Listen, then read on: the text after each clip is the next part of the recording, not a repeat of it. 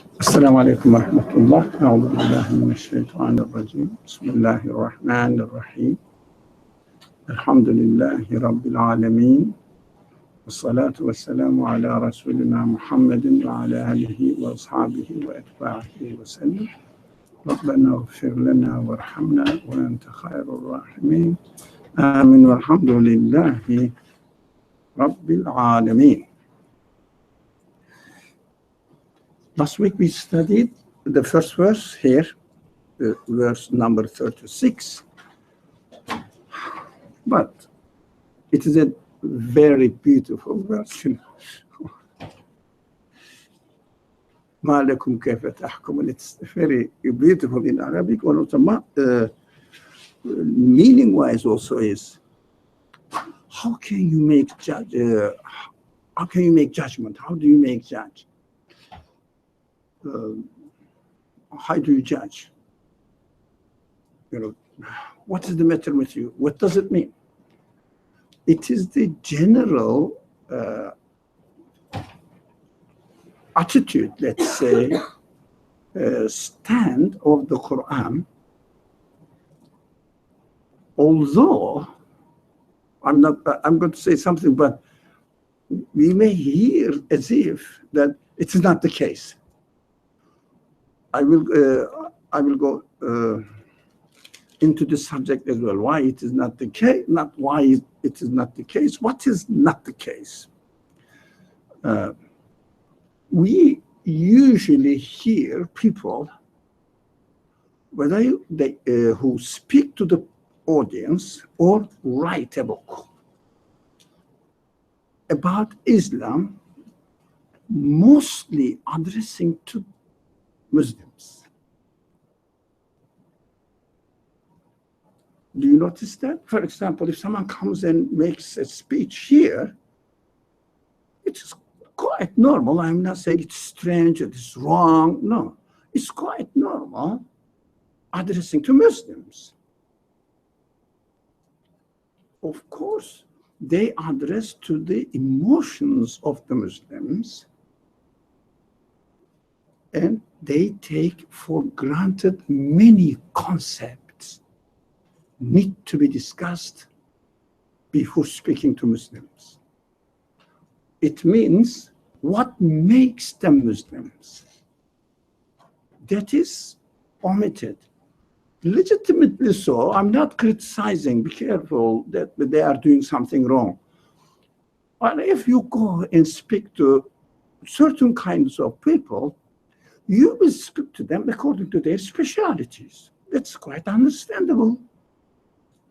But it is not the best way of presenting Islam. Why? In order to become a Muslim, you have to come through many stages. And these stages are not stated. So non-Muslims, when they hear this kind of speeches, they say, they just repeat themselves. They believe in something and teach what they already believe.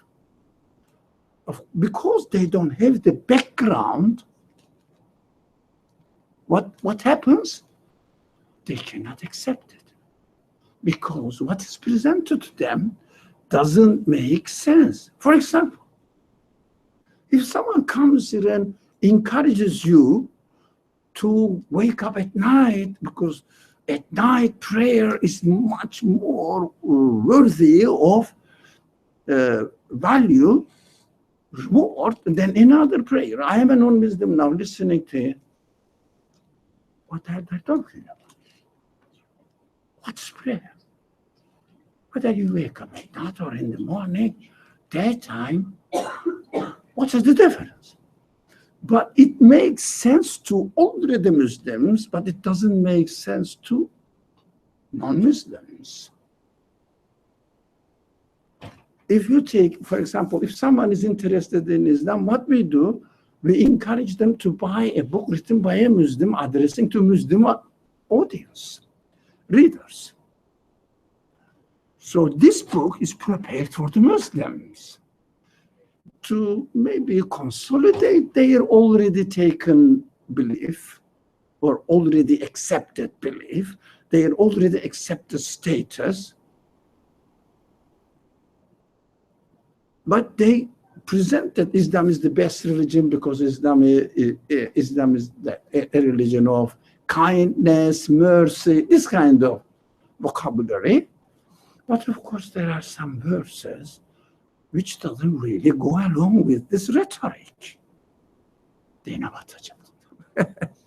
The problem is not that they really skip over some verses which they want to present Islam in a certain way that is appealing to Muslims.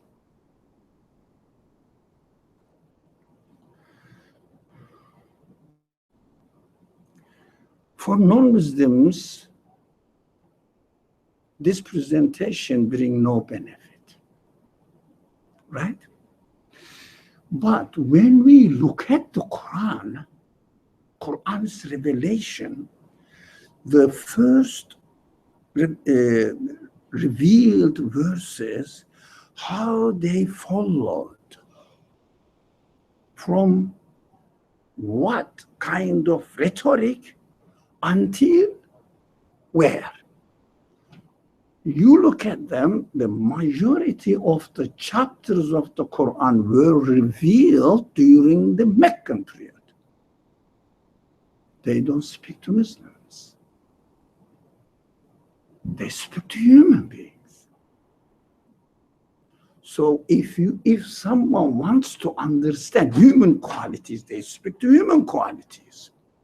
If someone wants to understand the meaning of these verses, majority of the Quran, he has to expose himself with an open-mindedness to the Quran with his humanity, not with being a Muslim, with his humanity.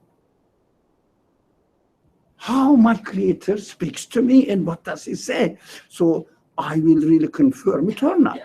That's why if you read the Quran from the back to the beginning, majority of them, of course there are exceptions, but majority of them, the first revealed chapters and verses, you will see that they always speak to human values, human capacity, and try to educate them as human beings, not as Muslims. Now we see here, look at the word. What's the matter with you? How do you judge? What does it mean? What is the matter with you? It doesn't mean that, why are you a Muslim? Why are you not a Muslim? It doesn't mean that. What is the matter with you means, are you not a human being? Don't you have human qualities? Human. How do you judge? Which kind of criterion you have in your judgment? But the criterion will be the Quran. There is no such thing for this moment when these verses were revealed. Now, what is the criterion?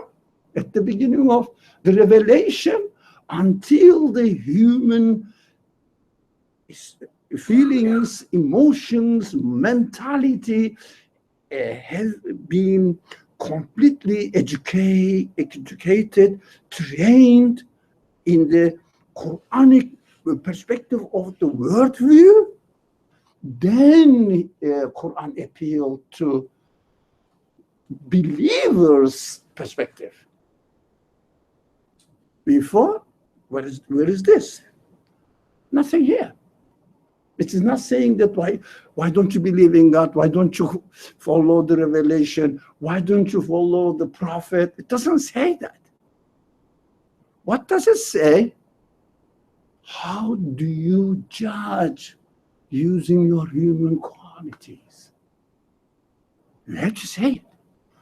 This aspect of the Quran is widely neglected. when the speakers, when the authors of the books about Islam, for example, if you ask them, what is the best quality that Islam Muslims do? They pray 5 times a day. Have you ever heard that best quality that a Muslim has is acting inappropriate to his humanity? Not contradicting himself with himself, or not contradicting his choices, his reasoning, judgment. Let's come to this verse. Judgment without contradicting his human qualities. Why this way is not adopted? Because it doesn't seem to be a religious connotation when you attribute, or when you refer to human qualities. It doesn't seem to be religious. When you refer to your pre-accepted religious concepts, it sounds religious. Don't you believe in God? How can you not worship him? How can you not thank him? It is religious, isn't it? But why don't you accept the reality? How can you be a human being? What's reality? Use your human qualities as a criterion. You will find the human quality. Don't distort it. But of course, we know that human beings, by using their own qualities, can get into a certain way, but they cannot develop. They cannot improve. But let's put the human qualities into the right track, first of all. That's what the Quran does. All the verses, you must have noticed that we never refer to, we are Muslims, of course we accept this. Have you ever heard this?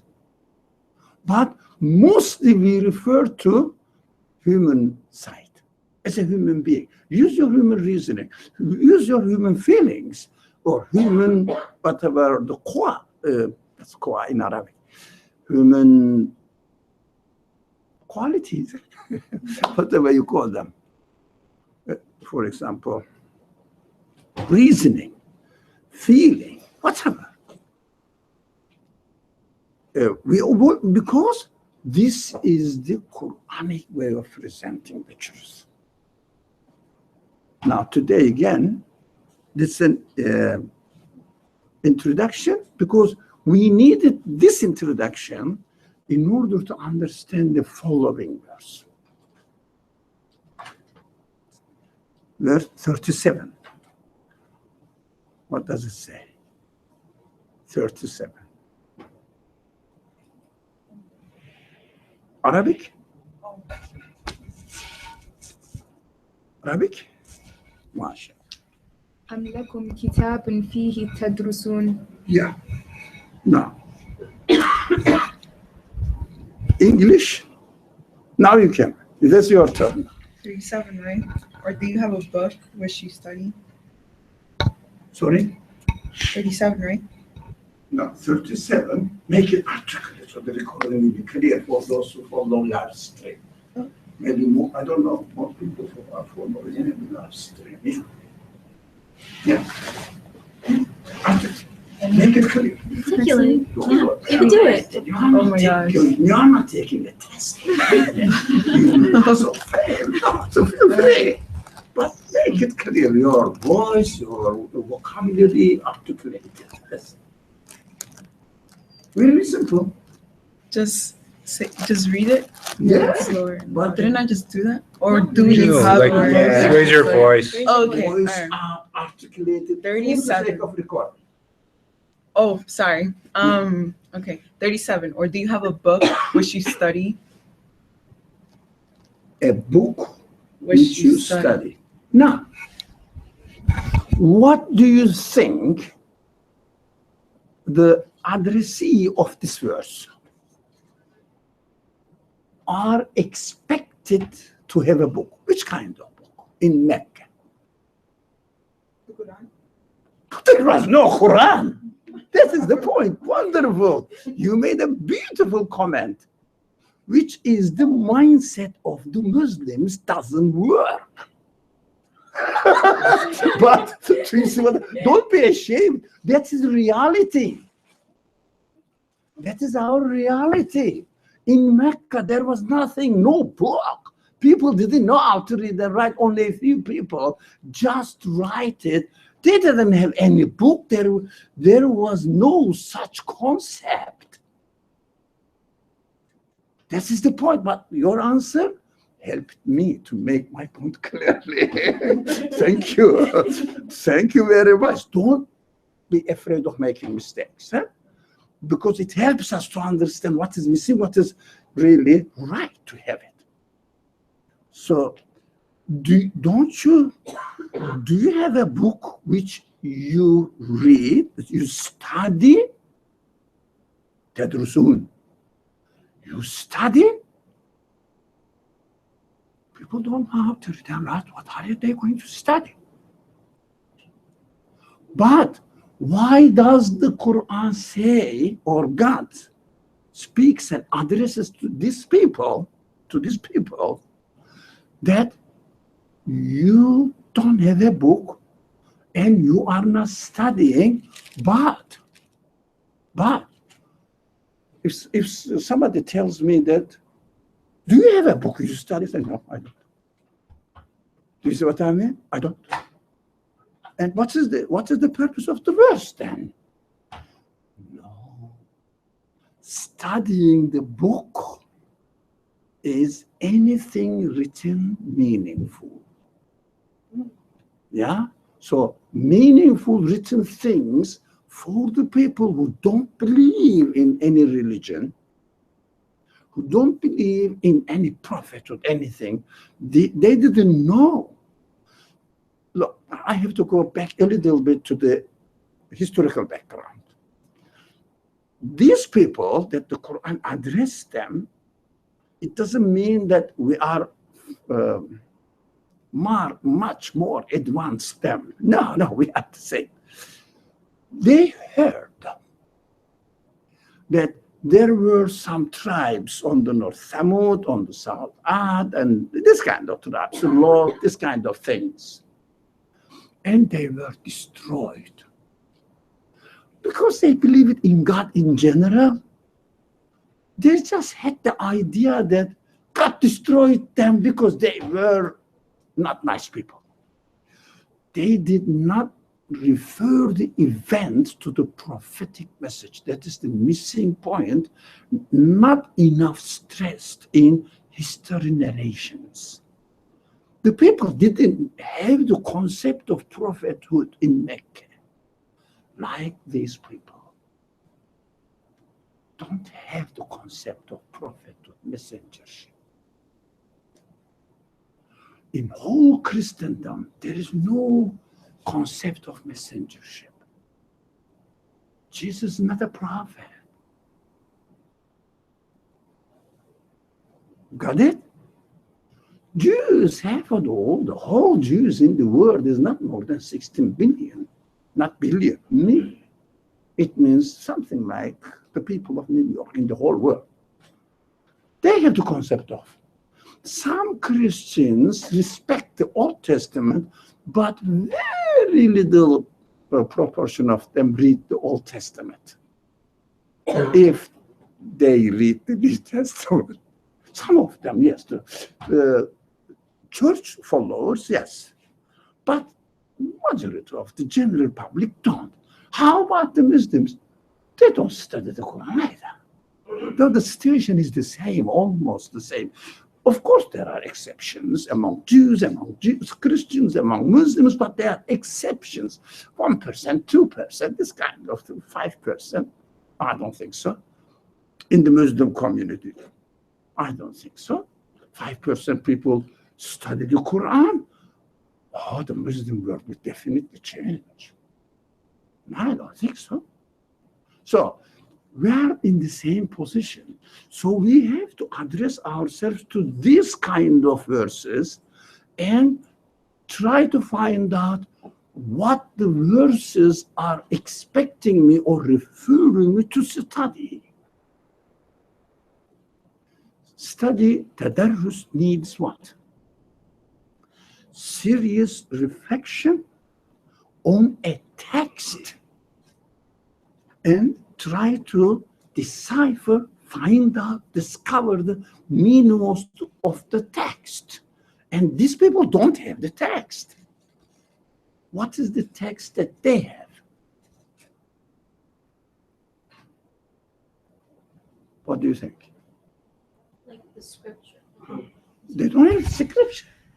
In Mecca, there was no scripture. Do you think in Manhattan there are scriptures? Have you ever seen anybody in the high-rise building studying scripture?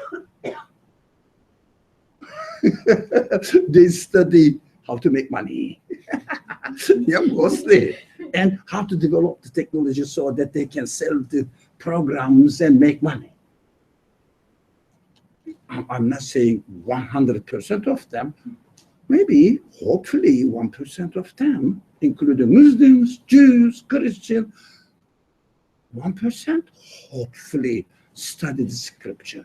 And in Meccan case, there is no scripture. Only one person historically narrated, a famous man, was trying to learn Christianity because he wasn't satisfied with polytheism or a pagan religion, actually, tribalism. He was looking for something that from Habash, the Christians, got in touch with them. One person was trying to write some things off the Bible and trying to learn it, but in New Testament Bible, this kind of things. New Testament Bible don't have the stories of the Old Testament, Torah. So some people said, you see, there was somebody there. Yeah. And the prophet might have learned from him. He never knew that Torah existed in Mecca.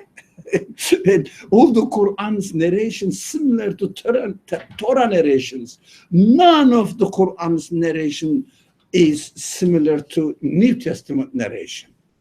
New Testament narration is nothing but the life story of Bible, Jesus. If you have read it, you would have understood what I really mean. So it's impossible historically. Everything is clear and it's impossible. So these people didn't have the book. These people only had a written text. You want to say something. Somebody said from a scripture, physically impossible. And in our time, as well, no one is studying the scripture with a small proportion of exception. Is it a reality? We have to accept it. You want to say something? Yeah, unless they had some sort of literature, which some No, scrolls. there was no scripture. Then the only thing that they had to study from was the creation around them. Oral. Their culture was based on oral anyways. Okay. So what does this kind of verse, what do this kind of verse refer to do then? Study. It means try to understand something. Be serious. What is available for them? What is available for you to study? When you don't have the book with you and somebody asks you, why don't you study? What does that mean? How can you study with no book? Because it is a new concept that we study only through the textbooks. So to study, for example, I can give you, in, let's say, biology or chemistry, you study the nature of a thing. Huh? How it is constructed. Pay attention to to the thing itself and reflect on it. That's the only way. So their material to study is themselves and the things around. Doesn't make any sense otherwise. You have to start from studying this. If studying the creation, the world, the things, if me, you, however Muslim or believer you can be, doesn't matter if you do not study yourself, spend time on yourself, your feelings, to study the things around you and concentrate on them. What are they? Your social context. You cannot understand the Quran. Impossible. But you can understand what? Information to imitate. It is an imitation. It is a serious matter. First, you have to be concerned with your own self, and then with the other things existent around you, and question them. What are they? Seriously? How come that they exist? They have these all the qualities. You see a camel or a horse running and also responding to their domestic animals, responding to their owners. How come that they happen to be as they are? Animals, plants, maybe for them, because of the desert life, beautiful sky, stars. What are they? If they don't study this, if we don't study this, we don't understand the Quran. It's a big claim, you know. We don't understand the Quran, is it really? But I read it, I'm a Muslim, I benefit from it. Not the teachings of the Quran. You are just finding your cultural elements in the text. Be careful about it. That's my claim. That's what I see in my relationship with the people. He reads the verse, he or she, and understands it according to his or her culture. It is not understanding the Quran. It was a beautiful answer to say that a book is the Quran. Scripture is the Quran, yeah? It's a beautiful understanding. There was no such thing. Only these verses, this is the second chapter revealed. It means in the second, first or towards the end of first or into the second year of the revelation. But after Iqra, we studied that, there was a big gap. The Prophet didn't receive much revelation.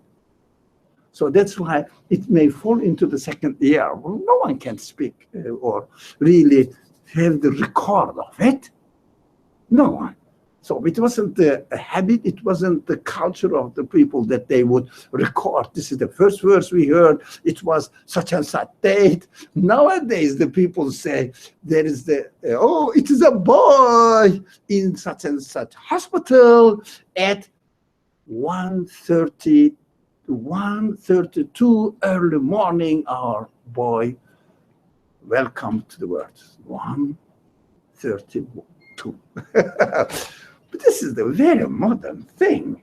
In reality, in the real life of the general people, they just refer to things as, you know, when there was a big draft that year.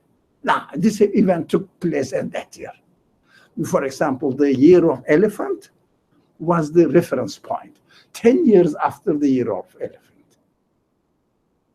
But not precise that. So, we know that this is one of the very early revelation And we know that the people were expected or invited to study, but I'm sorry. But that is how the message started being delivered to the people and encouraging them to prepare themselves for thinking about the creation, thinking about themselves, not blindly following their ancestors or their tribal cultures. And it is equally valid for us as well. Not follow blindly your inherited culture. But you say, excuse me, you say, but our forefathers are Muslim, so we are following their culture. Okay. Jews say, but our forefathers are Jews. We are following our culture, yeah? It's not bad. Christians will say the same thing. Atheist people will say the same thing. That's our family tradition, not to believe in any creator. How much valid it would be to say that I am following my fathers and they are, of course, Muslims, they are not doing something wrong. It must be your conclusion, or not your father's conclusion. It must be your own conclusion. You personally should explore it, study it. Got it? We always refer to this point because the main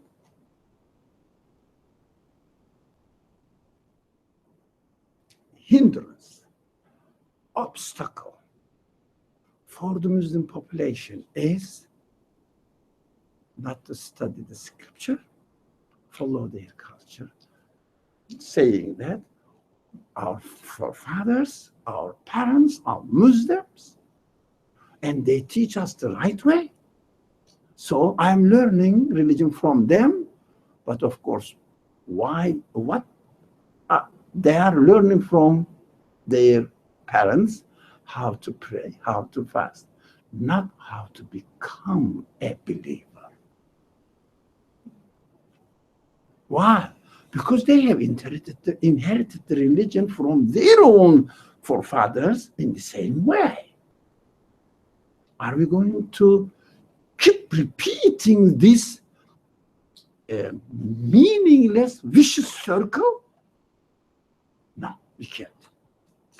It is a vicious circle. Go back to your father go back to his father, and the father of a Jew also goes back to his father. When it comes to Jews, what we say, or Christians, or atheists, don't you use your brain? Why don't you question, is it possible that a man will be incarnated in the form of, a God will be incarnated in the form of a man? Aren't you using your human mind? How can you pretend? Not pretend. How can you imitate your parents about something? Doesn't make sense. You have to think yourself. Now, we have to do the same thing for ourselves. Until it makes sense to me personally. That's why we keep referring to this point. Now, let's go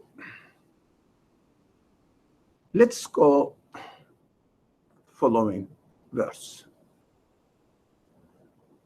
Third one, 38. إن لكم فيه لم تأخرون. No.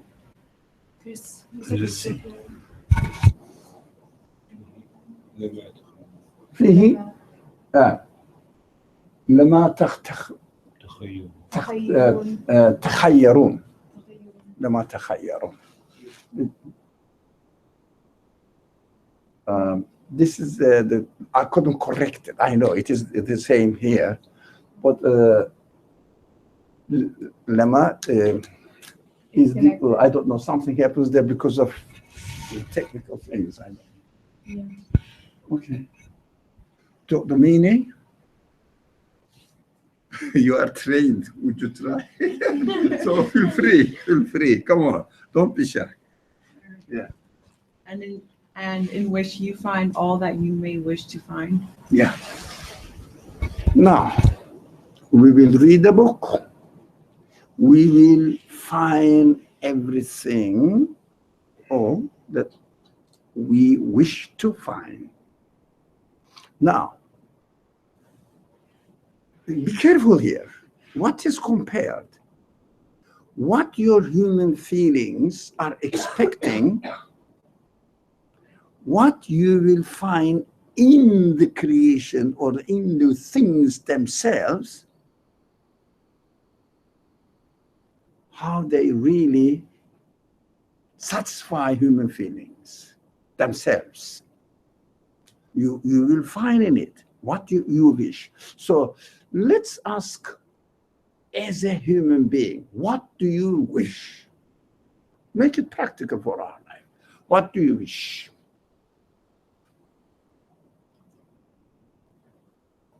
Yeah. Sorry? Heaven? Do you want to get on a space craft and go up? What do you mean by? What do you mean by? What do you mean by heaven? What do you mean by paradise? What do they represent for you? Good answer. Don't worry. Carry on. It represents the life I wish to live. Yeah. What is it? That's what we are saying. What the question is. What do you wish as a human being now? I wish to be in Jannah. So what is Jannah for you? The reason Shall I I wish take to you be to in Washington Jannah. and you will find Jannah there? What do you mean? No. What does Jannah represent for you? It represents being in God's home. Sorry? In Allah subhanahu wa ta'ala's home. Oh, I don't know the word you are saying, Allah subhanahu wa ta'ala. The pre-accepted concepts. Okay. So you follow us, we don't use pre-accepted concepts. Okay. So, you are used to, I'm sure you are coming from a certain background. It's all right, but let's learn something new. Okay. Yeah. So Allah's home or something. What do you mean? I've never seen any home somewhere there. It's Allah's home. What do you mean by Allah's home? What do you mean by it? As a human being, don't use religious language. All right. So. Very simple. Very simple. The most simple way I could probably restate what I said is maybe by stating. Sorry? Is what do you wish? Don't use your pre-constructed vocabulary. Refers to something cultural. Doesn't mean they are wrong, but imitating the culture, not your own conclusion. So while you are thinking, you want to say something? peace. Where? Yeah, that's correct. Sorry. Inside and in life. So, peace inside. Okay. What does it mean, peace inside? It means clarity. Clarity about what? I'm not criticizing. Yeah? Dialogue. Yeah. It means not being in doubt or confused when in deciding things, like generally in life, like if you have to decide between a job or something else, the clarity in why you would do something So that you know what to choose clearly, and let's say you decided that to become a doctor is the best way. No doubt about it. And that is your human expectation.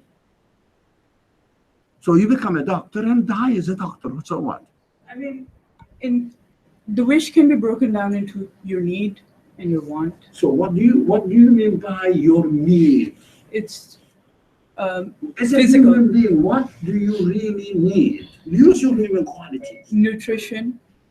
Nutrition. Yeah. Yeah, you will be very well fed and die with a very fat body. Or like a healthy body. And then what are you going to do in the grave with a healthy body? I think a healthy body would reflect something up here also. So what are Like you the going soul. to do with your human mind? Again, the concept of clarity. Use your humanity. I'm sorry, animals have also a healthy body.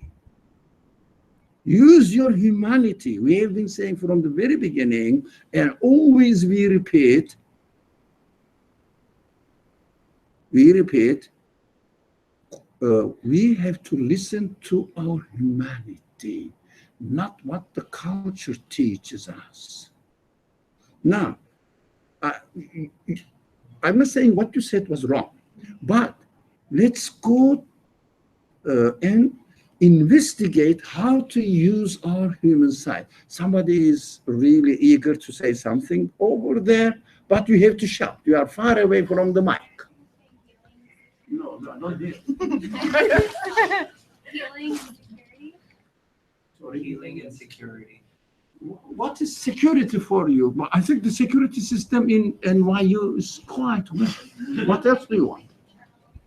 In general, about what? There's good things, but they are all good, but we don't know what they really mean. You may have something in your mind, but I don't know.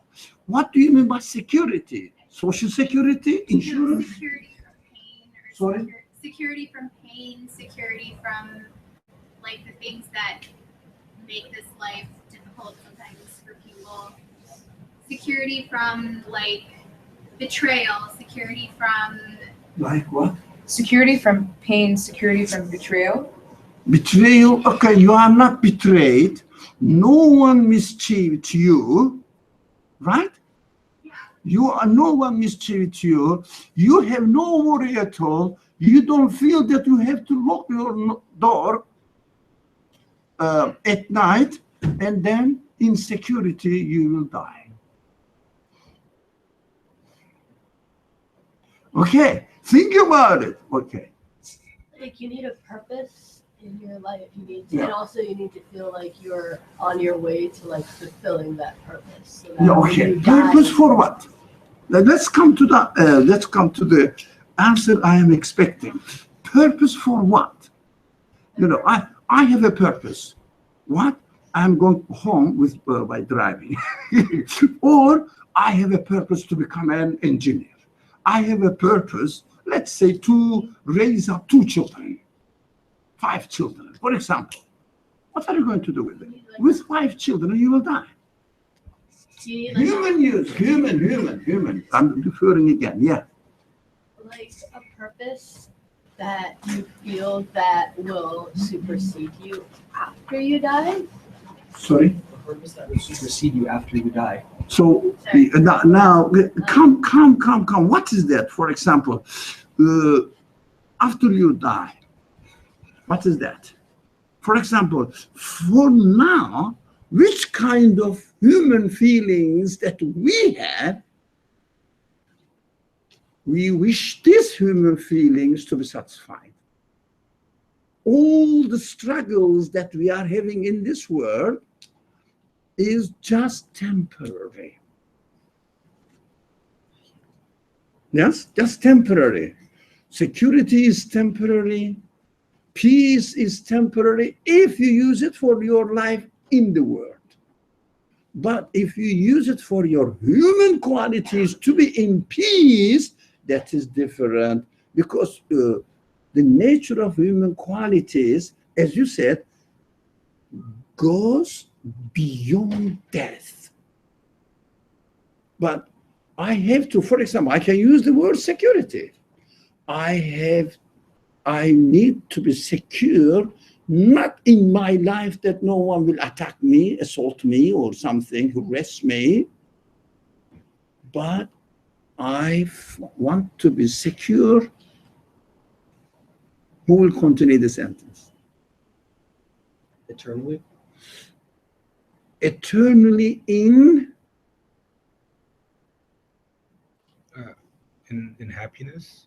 In happiness in my existence. So everything in my heart says everything must be eternally functioning. Look at the verse now. You know, I don't know. Let me pause here. When I pray, when I think about them, it's my personal feeling. I'm not really saying that I'm special and different from you. Everybody is the same. For example, when I say, Allahumma salli ala Muhammad, what do I mean? Because I look at the word without the revelation that he brought to me. I would say, let me say, all of us, while we are praying, we say, At-tahiyyatu, al-mubarakatu, as-salawatu, at-tayyibatu lillah. Or some people read in another way. Hanafis read it in another way. At-tahiyyatu lillah, as-salawatu, at-tayyibat. They missed the mubarakat. But doesn't matter. This is a tradition. When I look at this phrase, which says at-tahiyyatu, but everything which has life, generates movement and meaningful development, beautiful results coming from the dirt, out of dirt, giving a beautiful smelling flower. At-tahiyyat. Al-mubarakat. You take one seed with you, yeah, go to India, put this seed in the soil, this seed will become a tree.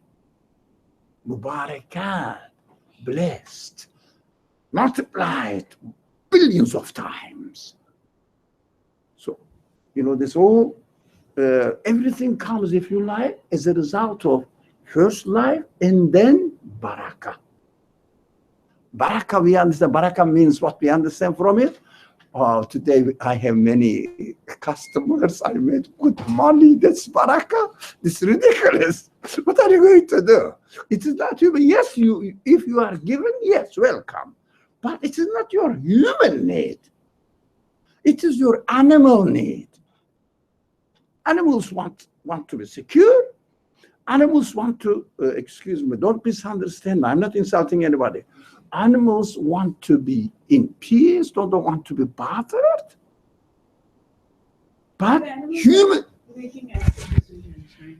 Sorry? They're not thinking whether or not they want peace. No, It's instinctual. but this is animal side of human being. I don't want my hand to be cut. That's my animal side. But at the end, I'm going to die anyways.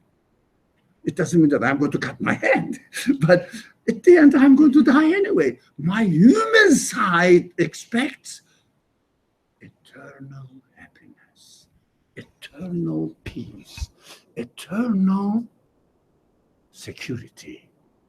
How can I make my existence eternally preserved, secured, so that I wouldn't be, so that I would be absolutely free of any worries? I am sure. Now, what was the point before that? Yeah. How we want eternal system, eternal everything. Yeah, everything eternal is human side. Eternal happiness, eternal peace. If somebody said, I want to be free from any doubt, that's correct, but human side says, eternally you should have no doubt about your existence. I was telling about my at-tahiyyatu lillah. So, التحيات المباركات الطيبات. Do you recite in this way? No. الطيبات, all the beautiful things that you like. Yeah. I know the living creatures. I know how the living creatures are really reproducing in an enormous multiplication through seeds. And I know they are, الصلوات is تحيات المباركات. الصلوات is different. الطيبات is another section. So الطيبات, I know all the beautiful taste, beautiful smell, beautiful appearance, nice words. But I am here. I've never heard any prophetic message. What will happen? I will admire them. I will love them. But I know I am going to be away from them, away. I will die and I will leave them. I am getting old. Now I am not getting as much taste as I want. Right? I wouldn't know Lillah without the prophetic teaching. I wouldn't know Lillah. Do you understand that prophetic teaching? So the scripture, the Qur'an, or the prophetic message always gives to the things that we like an eternal perspective. Lillah, the absolute being. They are all from absolute being. They belong to absolute being. I myself belong to that absolute being as well. This message makes my humanity cool down and satisfied. Immediately afterwards, what the Prophet advised in this way or in that way, but the same mentality, same meaning. Assalamu alayka ayyuhan nabi. Do you understand this? Peace be upon you. I am very happy with you, oh the Prophet. Why? Only through the message you brought to me, I realized the eternal side of this matter, which satisfies my feelings, my humanity. If there was no message, we would be in this world lost.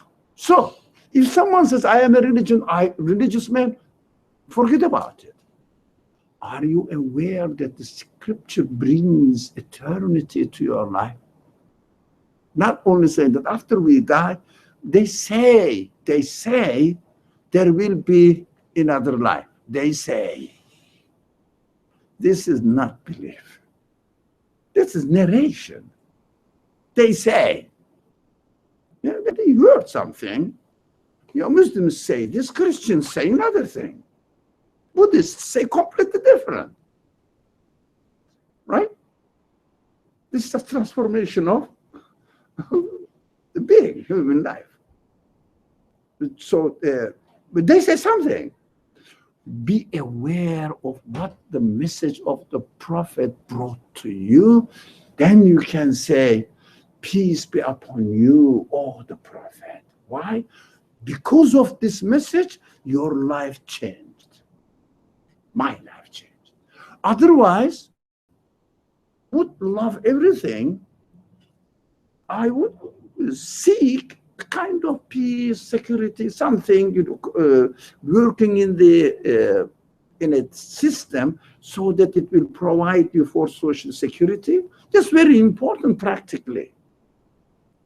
For especially people like me getting old, or not already old, or already old, it is very important. But what is going to happen to me when I am getting old and old and I know that the signs are coming here and there, I'm going to die and I need medical treatment. So everybody's concern is social security, but the social security doesn't secure your humanity after you die. Got it? Your humanity is still not secure. Your humanity receives security only with eternal happiness, eternal security in your being, in your feelings. Peace, eternal peace. Security, eternal security. Existence, eternal existence. How is it possible? The Quran, now this verse say,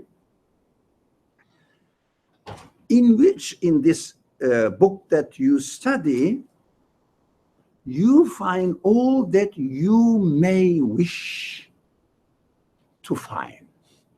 Now, without taking into the consideration of the fact that the universe and everything in it are created, they cannot create, including yourself cannot create.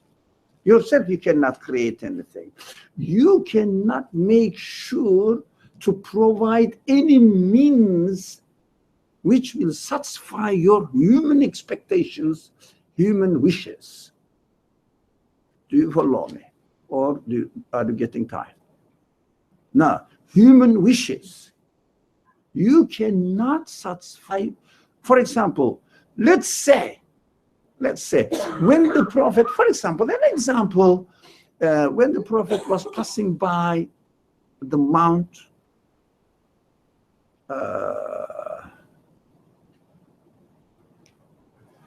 not Uhud, come on, another mount. He loves, it loves us, we love him. What was it? Not Uhud. Mount? Any mount? No? Come on. Sorry? Sorry. Okay, let's say a mount. A mount. Just forget about the name. And he said to his friend next to him, let's say this friend is Qasim. Yeah, it's Abu Dhar, but doesn't matter. I don't like this knowledge transformation. So, Qasim, do you know Qasim? He was speaking as a human being. He's a human being. Yeah. If this mountain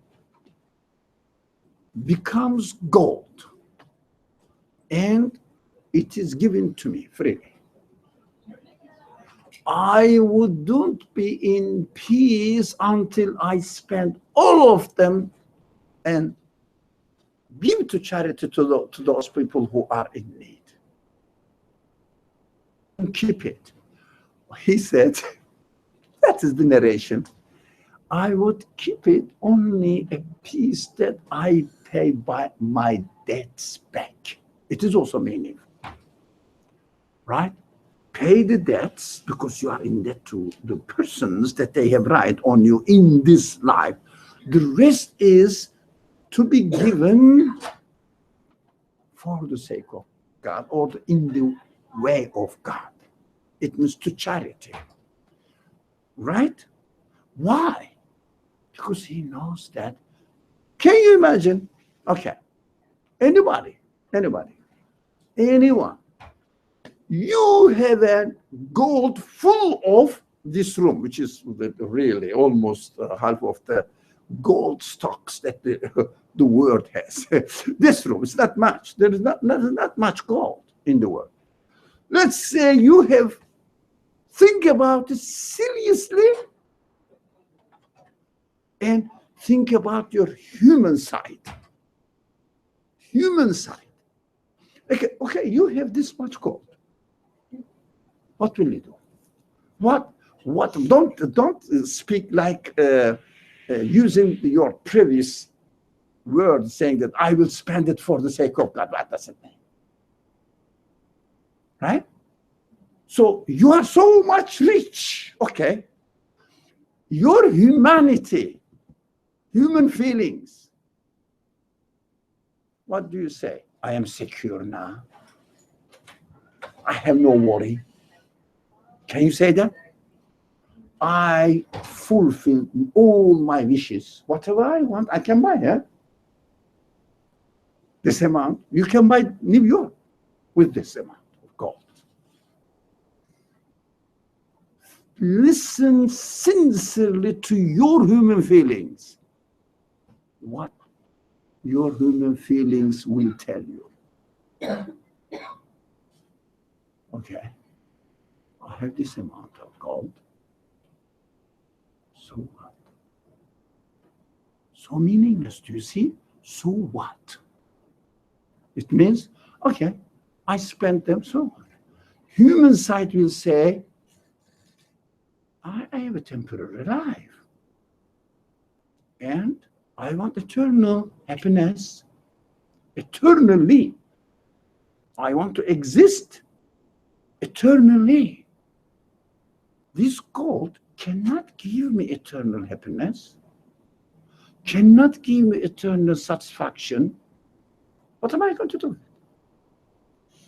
So, have you found anything in this world which will satisfy what you wish to have? The whole world. No. Nothing, no matter will satisfy your humanity. That's why from the very beginning of this class today, which is, we said, which is the missing dimension of religion, we have to pay attention to it. We have to use our human qualities, not your information you learned from your parents. You have to use your human qualities yourself. Think about everything in terms of your human qualities. Is it satisfactory? Okay, I love this. I want to have this. Listen to your human qualities. Is it all that you want? And you will be absolutely free of any kind of worries. Is it possible? Listen to yourself. Yeah. I will die a few years later. So, I will perish away. It doesn't satisfy me. It doesn't satisfy my human feelings. Do you understand? That's why Qur'an challenged these people. Have you found what you want to satisfy yourself? Anything in the creation, but it doesn't say creation for them, in the beings, you know that you are going to die and perish away. Think about it. So you know that your human qualities will be in suspension and not satisfied, unsatisfied, completely unsatisfied. Only that now, preparing the minds, preparing the way the people think, so that they will be open to understand the message of the Prophet brings to them. So if you want to present the truth, first you have to apply it to yourself. You have to practice it in yourself. You have to feel comfortable, perfectly satisfied within yourself, without using any religious language. Present it to other people. Look, if you look at the world from this perspective, your humanity will never be satisfied. If you look at from the perspective that the prophets bring to us, that is what human side definitely direly in need of. Because this civilization, as the previous civilization was, or when the first revelation was revealed, did not present, and this civilization does not present to us anything which satisfies our human side. They present to us what? 100 kinds of different insurance. They are all prepared to insure you until you die. And your body, not your spirit, not your soul, human soul. We have to be very careful when we read. When we read the scripture, we have to know what is the main purpose of the scripture, what it is training. Believe me, scriptures don't teach religion as you and I understand.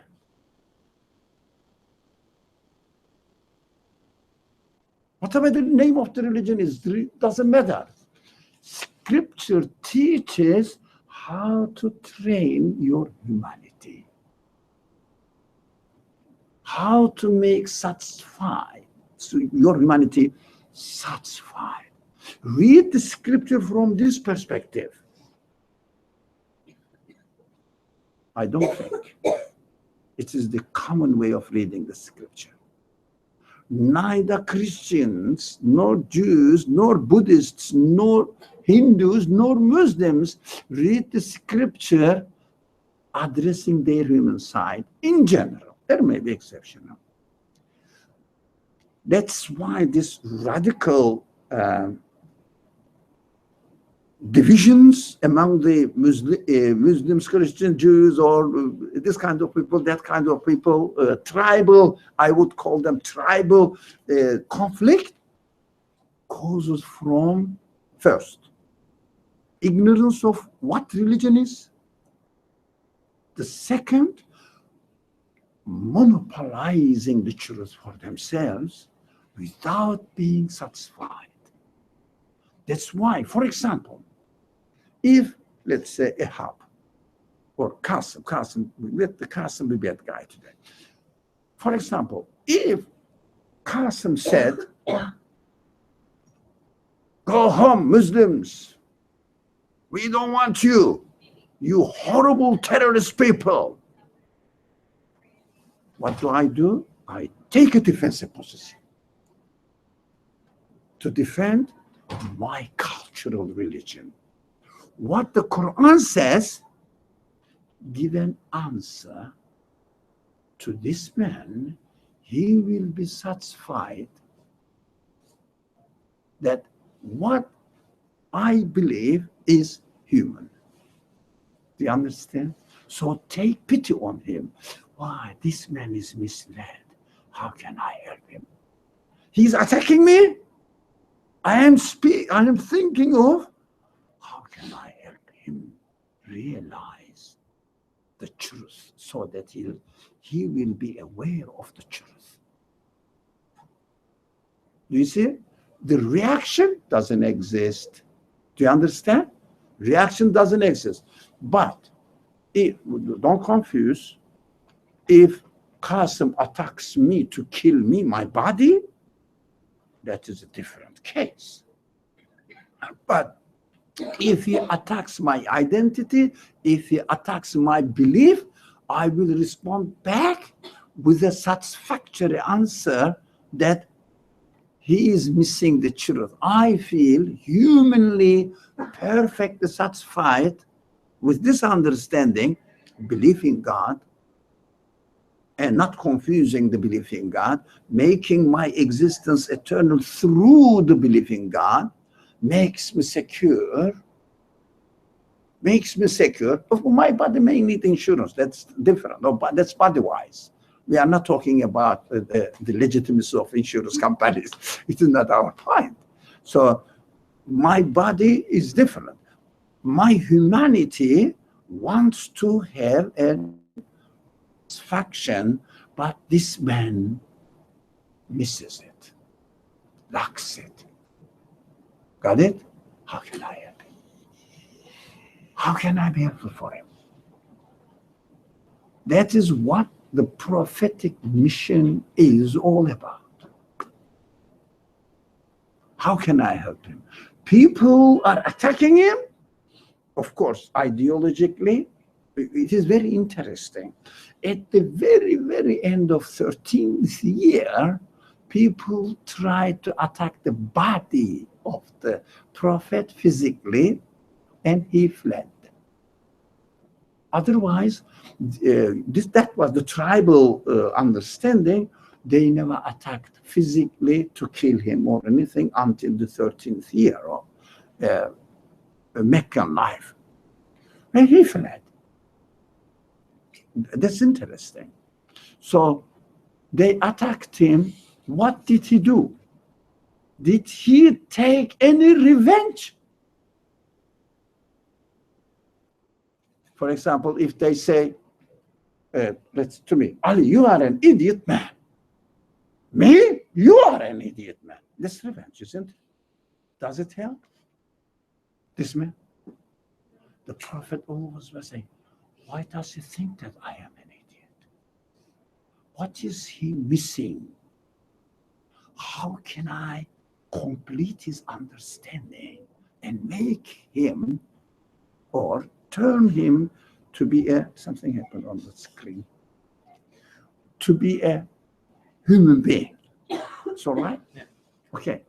To be a human being. How can I make him? How can I help him? Right? That is what the Prophet was. In a society where people attack you ideologically. That's Meccan life. Where people later on attack you physically, that is different. But here, almost no, one exception, two exceptions, the news really, media makes the big event. But apart from that, a stupid man may do it. But the structure of the civilization is such that they attack you ideologically, not physically. The American laws don't say that you have to kill any Muslim you see anywhere. They don't say that.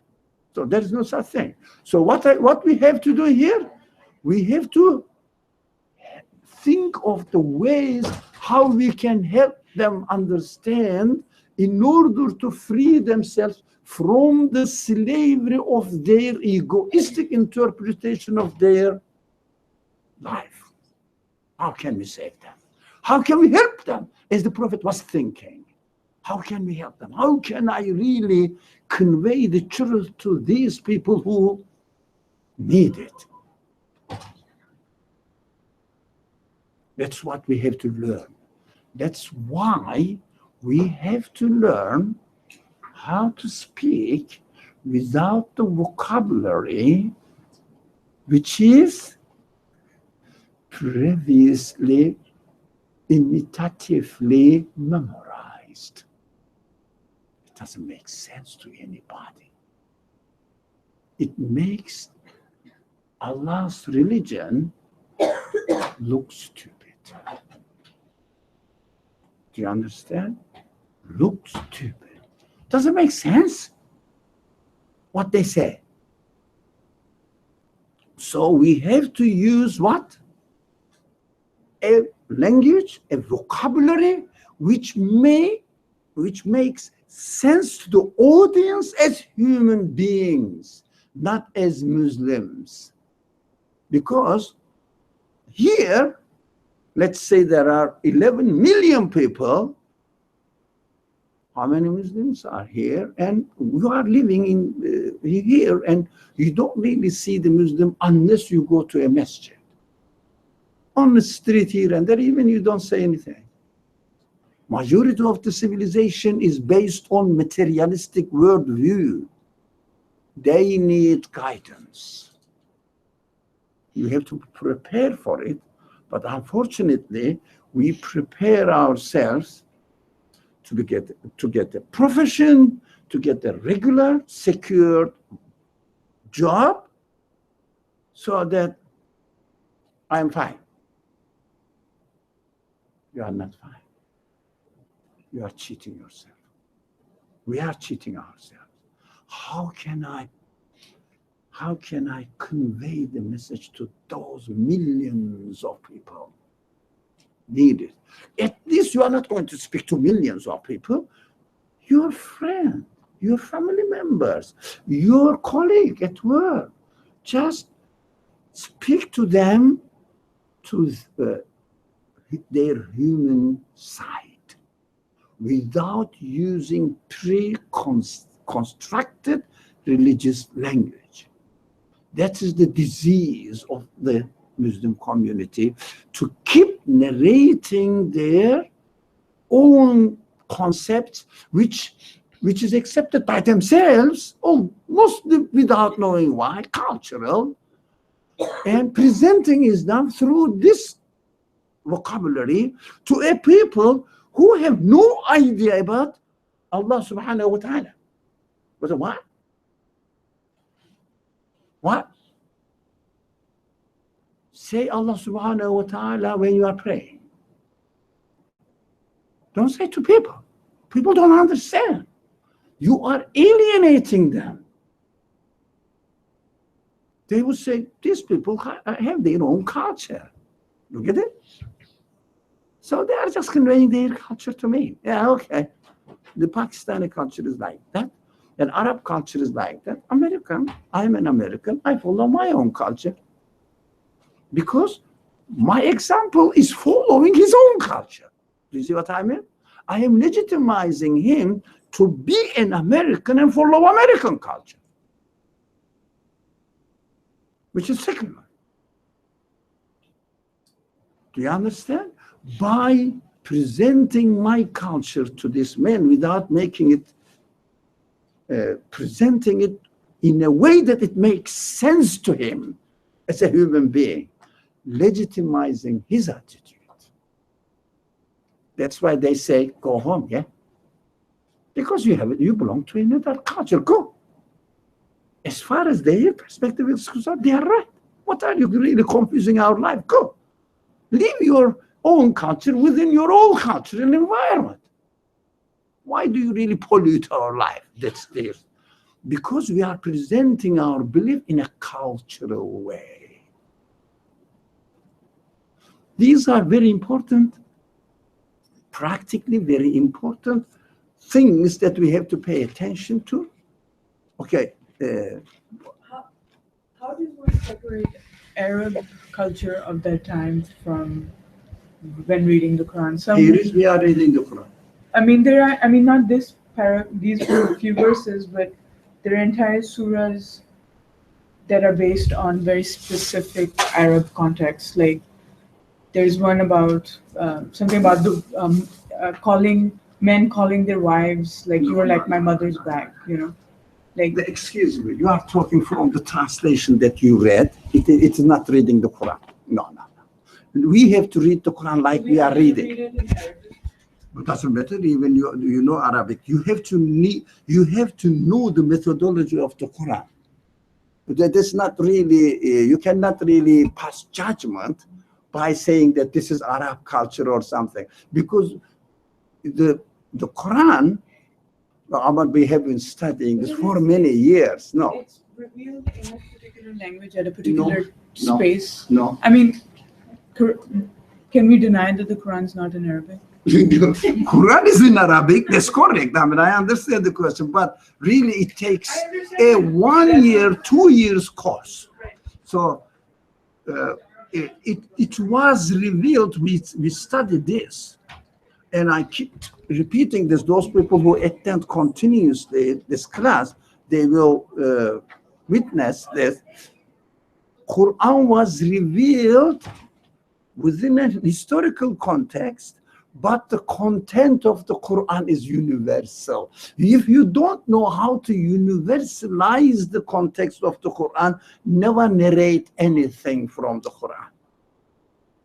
Just say, I don't know. Because you cannot reduce the eternal speech, universal message, to the time limit or geography limit when it was revealed to a particular man. But what was revealed must be universalized. So if you have not studied, that's why I get a little bit impatient with somebody who reads one translation of a chapter and say that this is Arab culture. And it's very, I'm sorry, but it's very simplistic. So you have to study. You have to really find out the methodology of how to read the Quran. I think what we are doing here in our classes for years, trying to establish the methodology of how the Quran should be read according to the nature of the Quran. What is the Quran in its nature? The speech of the Creator. Do you think speech of the Creator will contain only the conditions of one segment of time and space limit? It is contradictory to its definition. So if the Creator is speaking, it means, I think we have to stop soon, it means my Creator is speaking. Those things created by the same one as I am created by. The same absolute being. So how can one really reduce the speech of absolute being to a time and space limitations? It is impossible. Contradictory to the nature, the very definition of the Quran. So we never, if you have not really studied the methodology and understand it, never pass judgment about any verse. But in an, if you like, non-professional way, non-professional, I'm not going into professional side of how to make commentary on the Quran and understand. No, make it very common people, lay people understanding how we should benefit from the Quran. We are doing the exercise of it. Here, do you see these verses that we studied today? How they are related to human nature? But if you read the